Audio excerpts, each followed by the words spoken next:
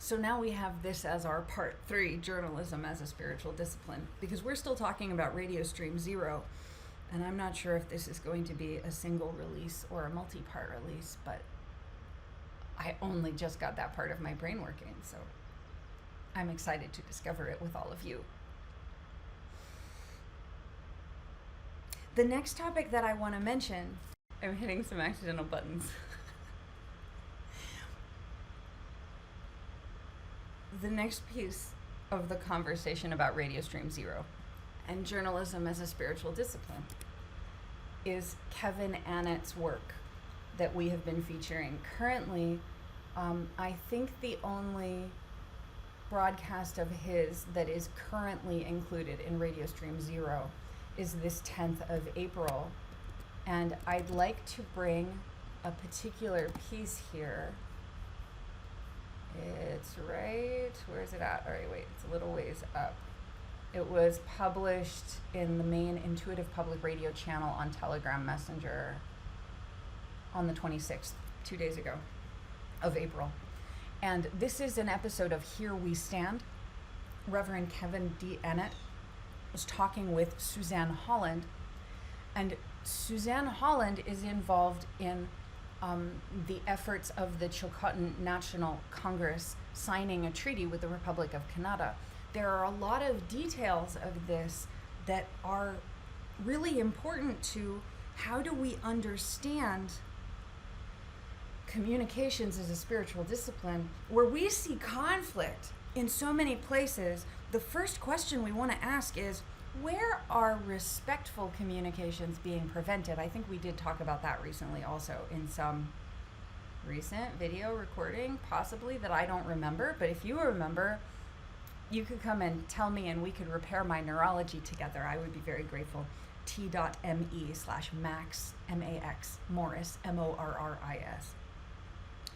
Who are the sources of healthcare policies for insurance companies is a question that our groups have been asking about how do we ensure that healthcare environments are safe for us. And the conversation that we had with Kevin Annett, I wonder if I can find that really quickly.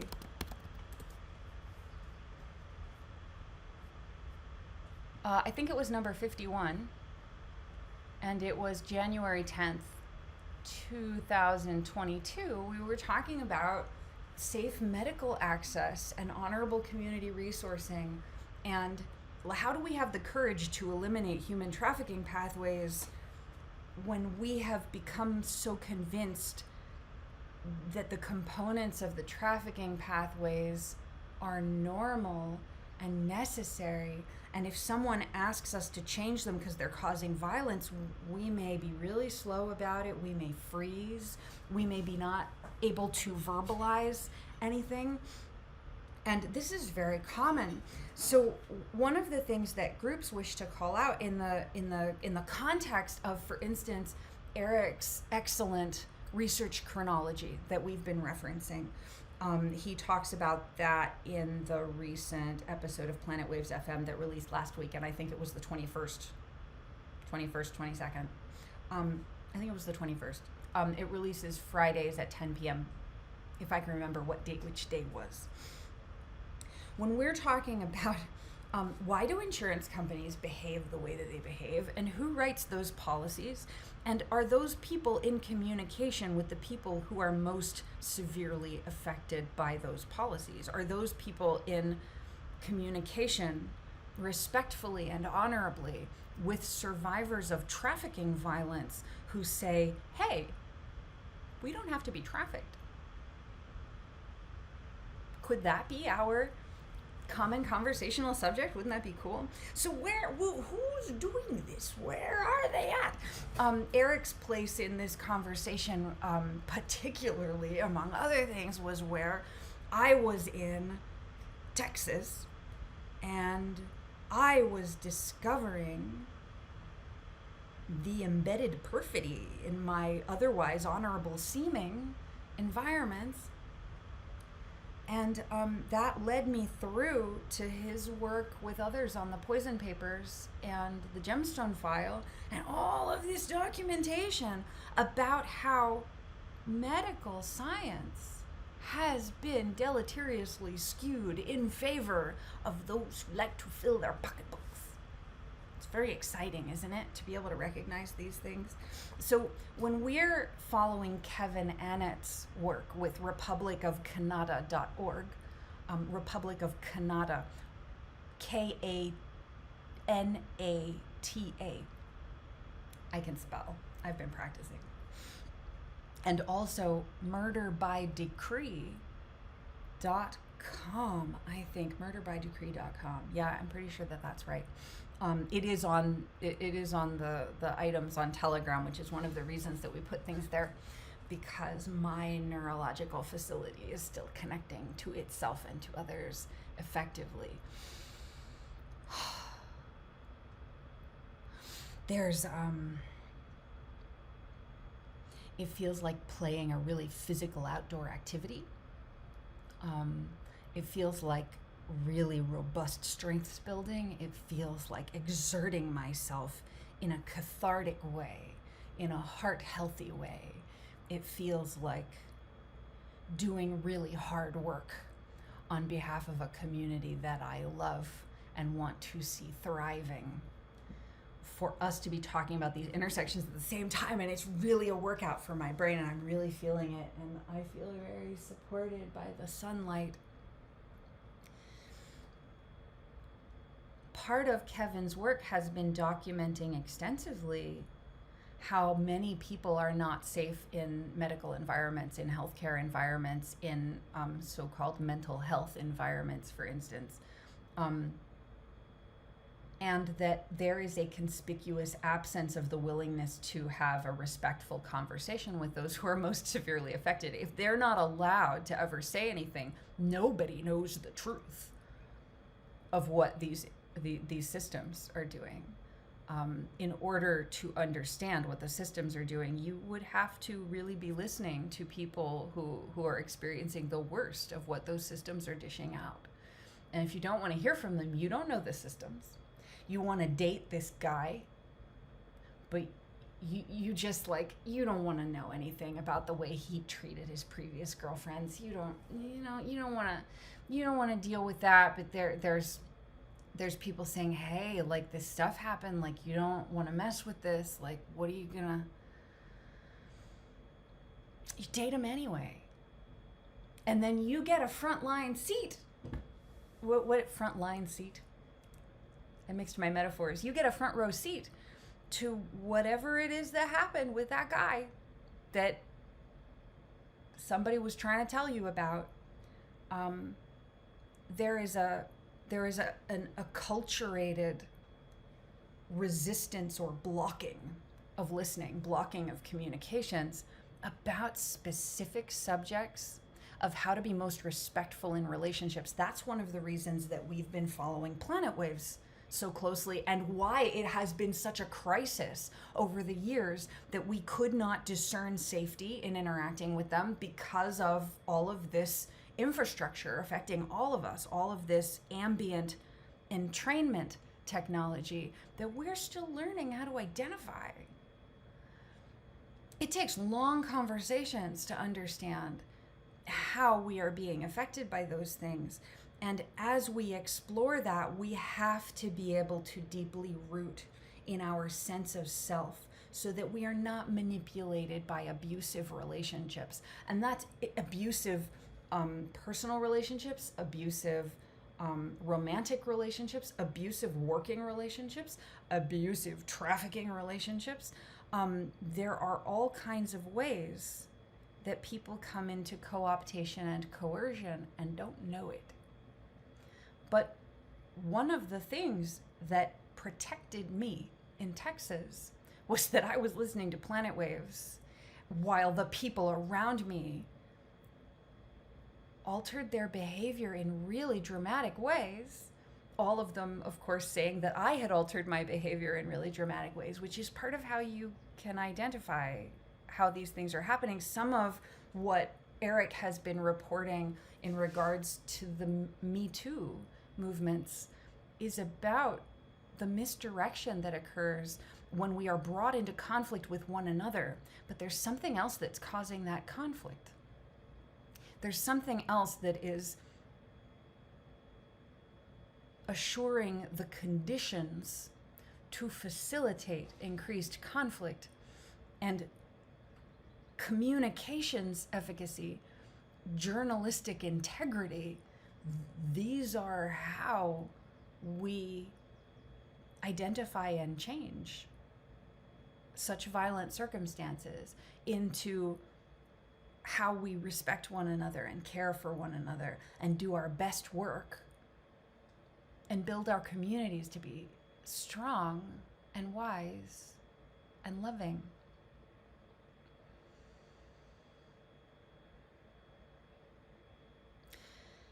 These intersections are coming together in astonishing ways.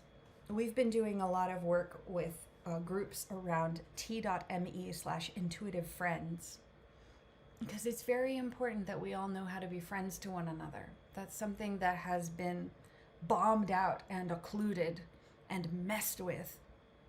But we can co-create and reinvent by choosing to be in relationship with one another, by choosing to be patient and acting with kindness and speaking words of encouragement and belief in one another. That is part of the work our groups are doing around t.me/intuitive sacred. You may have noticed that you can add t.me/ to the beginning of most of our main public channels, the primary projects where we have public channels. You can browse to the Telegram page by typing t.me/intuitive sacred is there, intuitive friends. This works for intuitive public radio. You can also use t.me/s, and it will show you all of the messages in the channel, which we found to be really helpful. It doesn't show, I think it doesn't show videos. Sometimes something is too big a file size for it to display properly, but it shows you a lot. It certainly shows you text content, and I think it shows pictures also, for those who are not able to reach Telegram, which is a lot of people. When we are organizing our communications strategies as part of our deep network recovery strategies, we have a means of building friendships and relationships in community that have the meaning that we ascribe to them, rather than being part of false environments with artificial, misleading resourcing that make us think that we have built friendships and relationships, only to find that the people we think care most for us are themselves too influenced by the ambient entrainment to be able to do anything else if the system tells them to harm or abandon us. If we are building relationships where the people in our relationships feel righteous and correct in coercing us and forcing us into situations that hurt and silence us, that's not being in relationship, and that's not what friends is.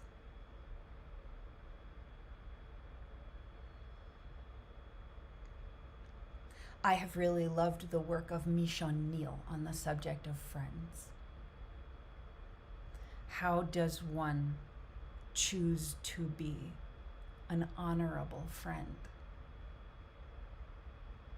That's what we're working on around the Intuitive Friends platform, and you are invited to be our friend. We've been referring a lot to rational relationality. What is the rational nature of relationality? Is relationality rate? Oh man, it's hard to say. Peter Pepper picked a peck of pickled peppers. Picked a peck of pickled peppers. Peter Piper picked a peck of pickled peppers. I need a document of those and keep practicing them. It is rational to be relational if we're aware enough of our relationality to know that it has not been co-opted into commoditization.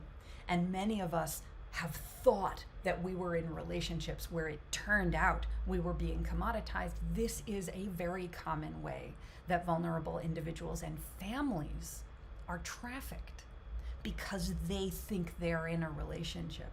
They think they're in a friendship. But with this reduced neurological facility that we've also been extensively discussing, your ability to determine if you're in a safe relationship depends tremendously upon the effective communications and, yes, journalism in your environments. If those things are co-opted so that they are manipulating the signals being sent and received, the way most of the trafficker tech does, if you look at the funding behind most of these large media organizations, you find some disturbing things that none of them want to talk about. They don't think it's worth addressing, even if there are people screaming while dying. Especially, we don't listen to those people. We don't listen to those people. Just don't end up a screaming, dying person, that's all.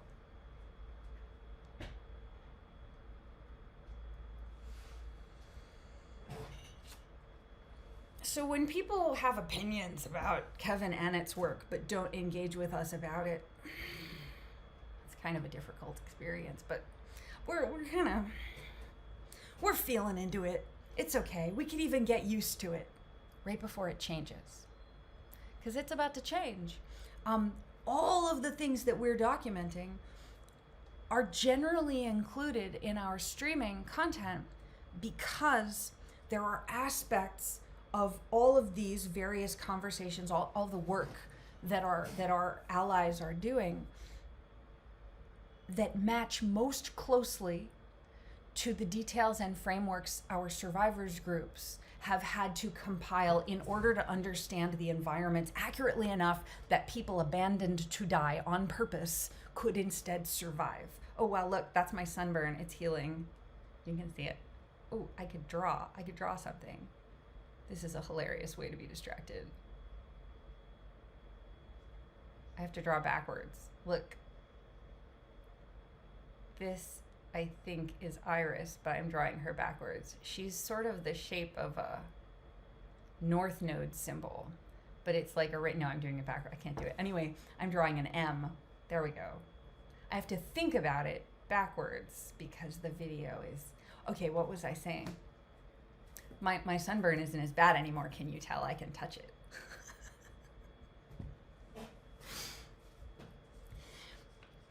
People are scared. People in Texas were scared when I brought up Planet Waves. It was a sort of under the radar form of being scared.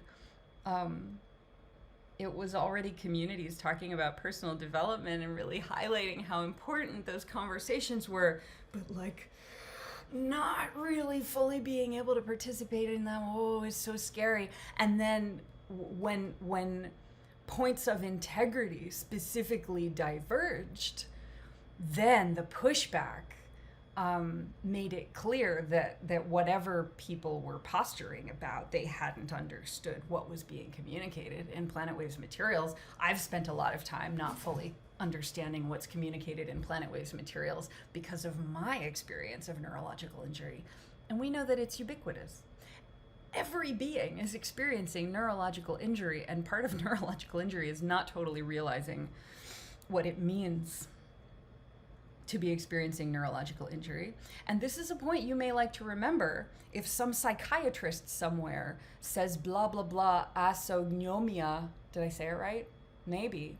If a professional says to you, you don't have insight about your condition because of the nature of your condition, you might consider that person is experiencing the same thing, and instead of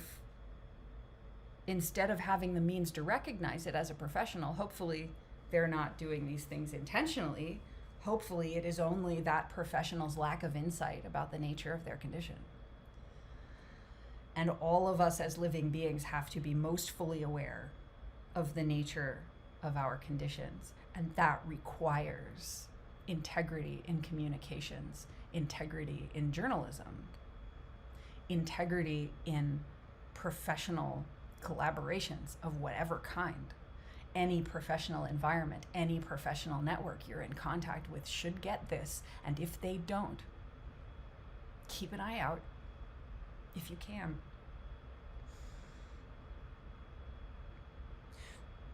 When we have witnessed the ways that people respond or fail to respond to Kevin's dialogues, none of this is about what is the facts and what is the not facts, nearly as much as it is about how do we consider questions together, how do we learn about one another's experiences together, how do we process information and experience together as communities, so that when different people have different experiences and different factual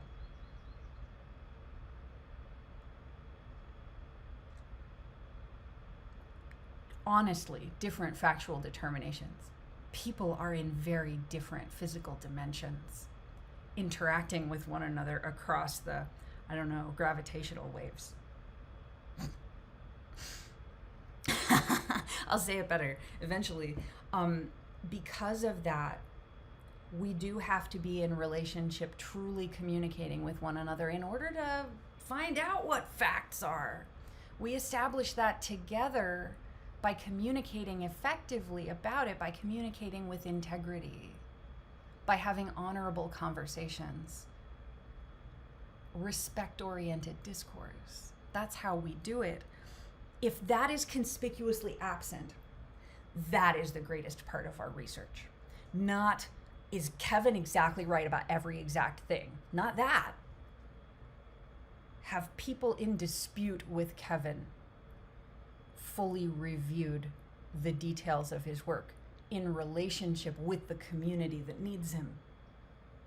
And if that is absent, we can't have a discussion about what facts are factual.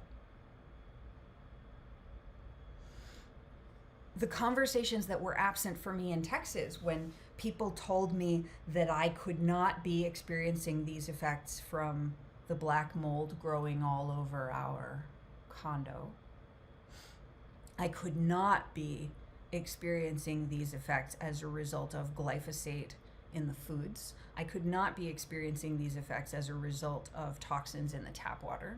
I could not be experiencing these things as a result of having been dumped into the Guadalupe and swallowed a bunch of it. Yeah, I think so. We went tubing. I swallowed a bunch of river water, which I'm fine with. But, wow, what's in our environments? What do we need to know about that? Do we have sufficient integrity in journalism and all of this public media that we're surrounded by, that we are experiencing the onslaught of, to have any clue what is really happening in our environments? Eric has one of the best approaches to asking questions about that, and he's talking to us. Kevin has one of the best approaches to talking about that. He's talking with us. Who else would like to talk with us?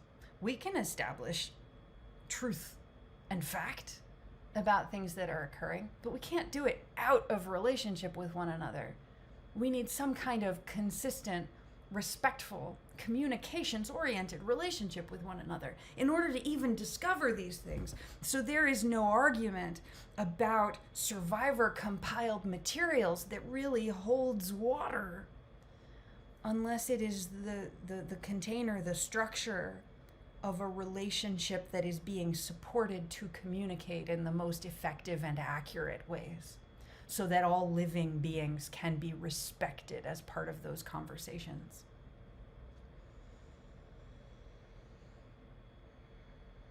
That's Radio Stream 0. I think I covered all of the notes that I wanted to cover.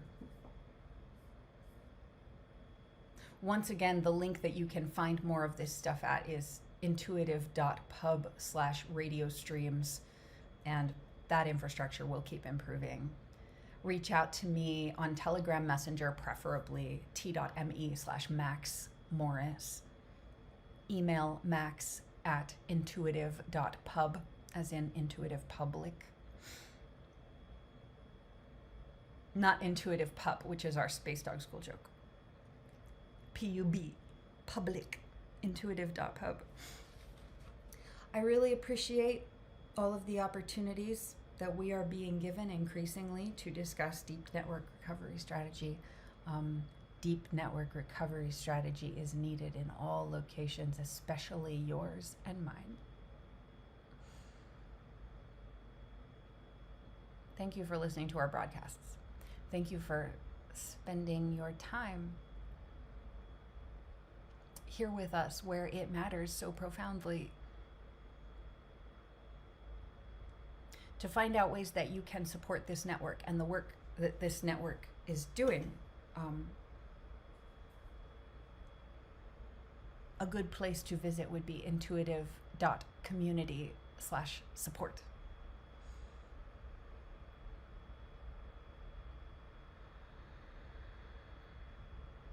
I think it's time for me to find a safe food and a few vitamins.